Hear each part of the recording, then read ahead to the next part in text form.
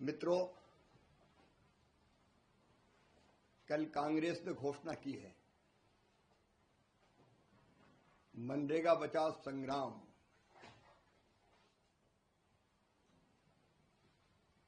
ये मनरेगा बचाओ संग्राम नहीं है, ये भ्रष्टाचार बचाओ संग्राम है। कांग्रेस को ग्राम से परेशानी, कांग्रेस को काम से परेशानी,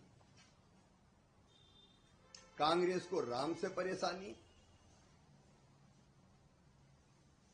भ्रष्टाचार कांग्रेस के डीएनए में है, कांग्रेस की जड़ों में है। और मनरेगा भी भ्रष्टाचार का पर्याय बन गई थी। मजदूरों के बजाय मशीनों से काम, मजदूरों के नाम पर ठेकेदारों से काम, मजदूरों के नाम पे कुछ लोगों की जेब भरी रहे। सोशल ऑडिट जो ग्राम सभा ने किए, ग्राम सभाओं ने किए, उनमें 10,91,000 से ज्यादा शिकायतें ग्राम सभा में की गई। काम के नाम पे एक ही काम को बार बार कर देना, एक ही सड़क 1 साल बन रही, 2 साल बन रही, 3 साल बन रही। नहरों की सफाई के नाम पर, सड़कों के किनारे सफाई के नाम पर पैसा खा जाना, डकार जाना। 80 साल से ज्यादा उम्र के मजदूर काम कर रहे हैं। 60 साल से ज्यादा उम्र के काम करने वाले 30% से ज्यादा मजदूर दिखाए जा रहे हैं। और इतनी विशाल धनराशि अकेले माननीय प्रधानमंत्री नरेंद्र मोदी जी के कार्यकाल में 8,48,000 करोड़ रुपए से ज्यादा राशि दी गई। लगभग 2 लाख करोड़ यूपीए की सरकार के समय राशि आई। कैसे परमानेंट असेट क्रिएट हुए? क्या ये पैसा गांव के विकास में लगा? अब कांग्रेस तो झूठ की दुकान है, भ्रम की फैक्ट्री है,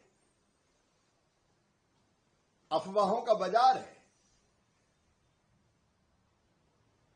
अब ये बात की जा रही कि मजदूरों को काम नहीं मिलेगा।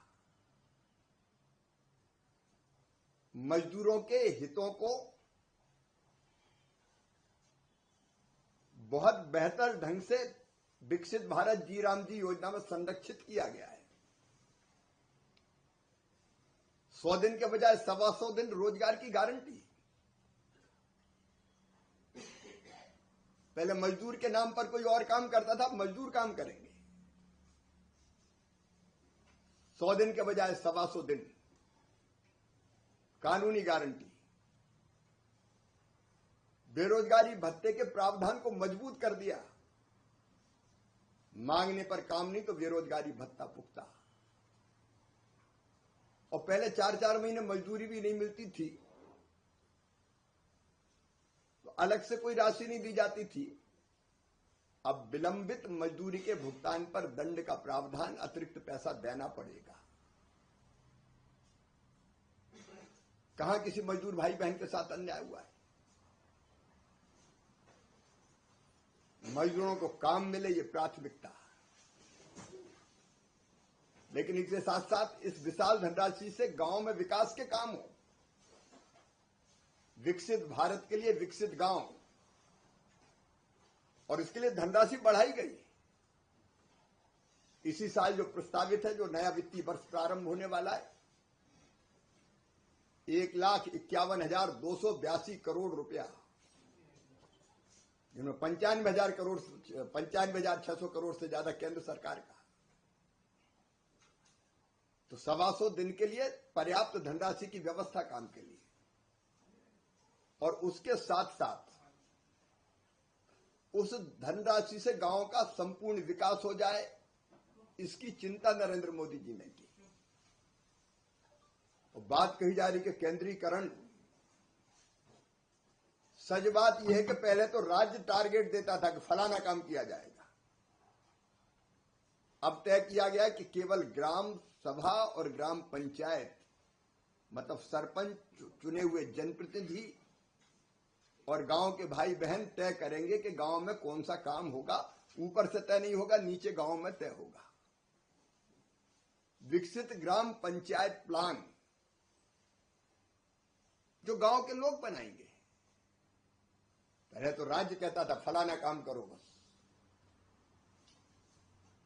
और पहले तो ये होता था कि काम देना है तो मट्टी खोदो, यहां की मट्टी वहां डाल दो, वहां की मट्टी यहां डाल दो। अब ठोस काम, जल संरक्षण के काम, गांव में स्कूल बनना है, सड़क बनना है, नाली बनना है, पुल पुलिया बनना है, आंगनबाड़ी भवन बनना है, अस्पताल बनना है, खेत तक सड़क बनना है, तालाब, खेत तालाब, चेक डैम, बोरी बंधन,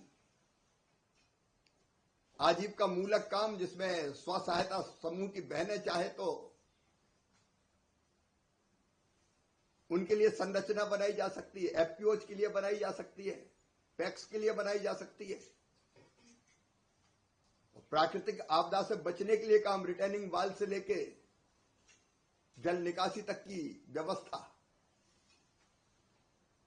इसका मतलब है कि विकसित भारत के लिए विकसित गांव, स्वयंपूर्ण गांव, स्वावलंबी गांव, रोजगार युक्त गांव, गरीबी मुक्त गांव बनाने का सपना पूरा, संकल्प पूरा करने का